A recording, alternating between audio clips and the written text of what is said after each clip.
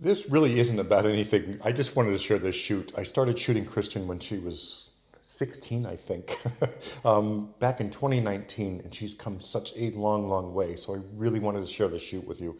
I'm using the Leica M11 with the 35 and the 50 Summicrons, straight Summicrons, no Sumluxes or anything like that, and just some mixed lighting, just a straight out fun shoot, and I really just wanted to share it with you. So let's get into the shoot and enjoy. We started in 2019. So John reached out to me via Instagram, and the rest was history. We have done 6 shoots, I believe, under the belt. And that was 2019. 2019, is it 6 years since then? 5? The other thing at the time, Kristen has autism. So Want me what to- was the problem when we first started? Oh, major OCD. I had major OCD when we first met, and it was the kind of thing where I would be afraid of contamination. So I didn't want to step on a floor with my bare feet. I didn't want to pull any clothes that weren't mine on. And I lived a very sheltered life. I was in cyber school. I spent most of my time inside, and this was the one outlet to get me outside of the house and feeling better about myself. Because no 17-year-old feels like the most confident person in the world. I can promise you that. That was great. We did it. And from then until now, how are you feeling in front of the camera now? It took one session, I think, for me to really understand what it feels like to let myself go in front of the camera. That's the one thing. Trusting myself to just be a little weird, just not worrying about the posturing, not worrying about what other people are thinking, just really letting my body flow naturally. And John is the perfect person for that because he doesn't tell you what to do. He's not gonna tell you to put your hands in your pockets or to pose you specifically. He's gonna say, work with the music. See what you want to do. See how this outfit makes you feel. And that's what we did. And ever since then, I started getting more and more intricate with the outfits, and I just got horrible deja vu. It's almost like I feel like I'm gonna be doing this in like 20 years, being like, and now, as a professional model, I'm happy to say that John Casco helped me out. I approve this message.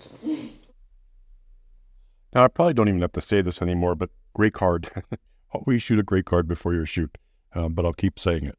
Anyway, Kristen has been an absolute treat from day one. It was rough in the start, and because there were so many quirks and things you had to be careful with around her, because she was going through a really rough period. And I don't want to go into the details of the issues that she has had and so forth.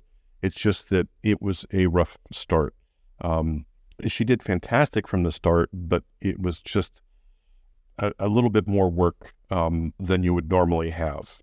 And, from then till now, I think we've done 6 or 7 shoots. It's been absolutely a pleasure and a night and day transformation. The confidence that she builds off of these shoots has been, overwhelming. It's just been fantastic to see her grow, to see her come out of her shell, and to see her confidence build to where it is today. This job is so much fun, and I enjoy doing it so much that this is the benefit for me. Great, you can get great photos of anybody.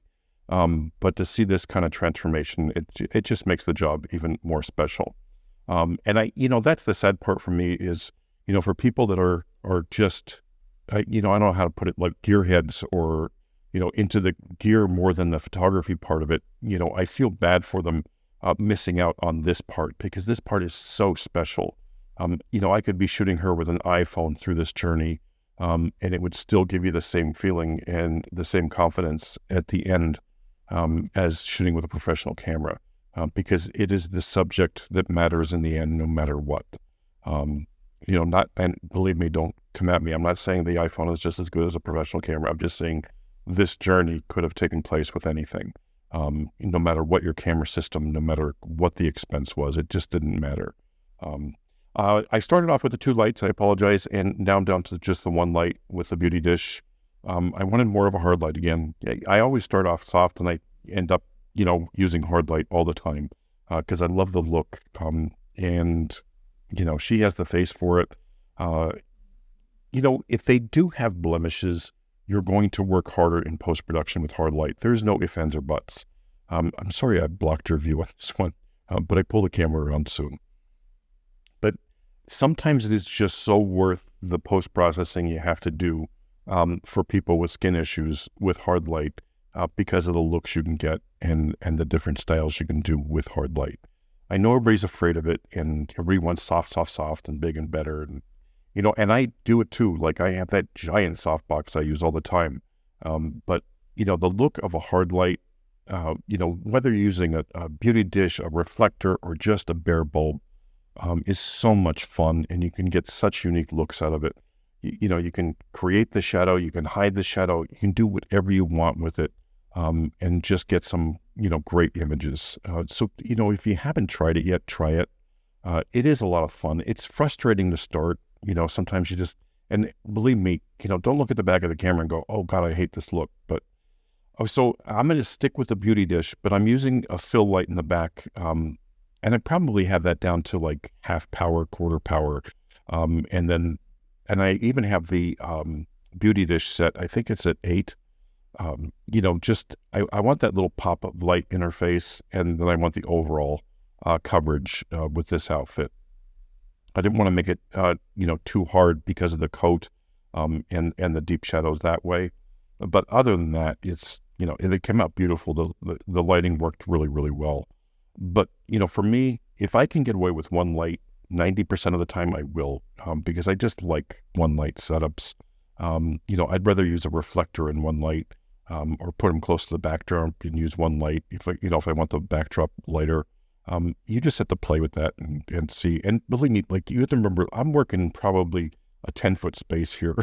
I mean, the studio is probably 20 feet long, 18 to 20 feet long. It's a small studio, and I'm using a 50. I'm using the 35 and the 50. 90% of these were shot with the 35 Summicron. I so rarely use the 35, but I've been using it more and more in the studio, and I'm actually loving it. I have put the 50 on this a couple times, for the close-ups, but most of the time I'm using the 35.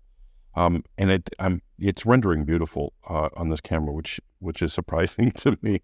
The 50 Summicron doesn't render quite as well as the 35 does, but it's still fantastic. Like if anybody said, should I get the 50 on this camera on the Leica M, I would say absolutely. It's a great lens. The only time I have issues with it is when I'm doing commercial shoots and I need clothing, and they're zooming into the clothing. Then they'll see that the resolution isn't quite there. That I just switched over. I switched over to the Voigtlander Apo, and it works fantastic, and I have no issues. Yes, I would love the Leica Apo, but not at $9,000. And I'm afraid to get that lens used because it is so expensive, and the cost of repair is just ridiculous if something did happen. So this was a fun shoot. And remember, I'm using a manual focus lens, that thing that you can't use during these kind of shoots. That was just a shot that people that bust us on the manual focus. Anyway, now I'm going to the straight bare bulb on the Profoto B1X. It's a 500 watt light, I used one battery through this whole shoot and didn't swap out batteries, which was really nice. I do like the what are they, the B10s, B10X, whatever. But that B1X is just so good, and it just works every single time. Like, why upgrade if I don't have to? Because it works. And I love the shadowing look on this.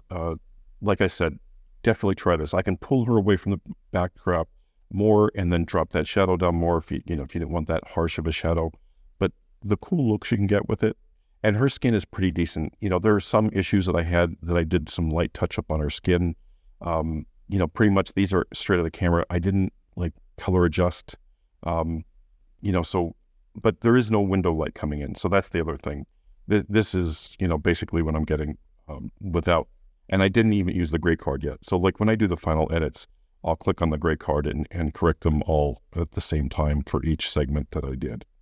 Anyway, I really wanted to share this shoot with you because I just thought it was a lot of fun. I know I did a lot of rambling here, but some important stuff. and some not so important stuff. But again, thanks for watching as always. And I just want to throw a snippet. After I sent her the photos, she sent me this text that I just thought was, pretty much says it all. And this is what really this is all about for me. Anyway, thanks for watching, and I hope you have an amazing day.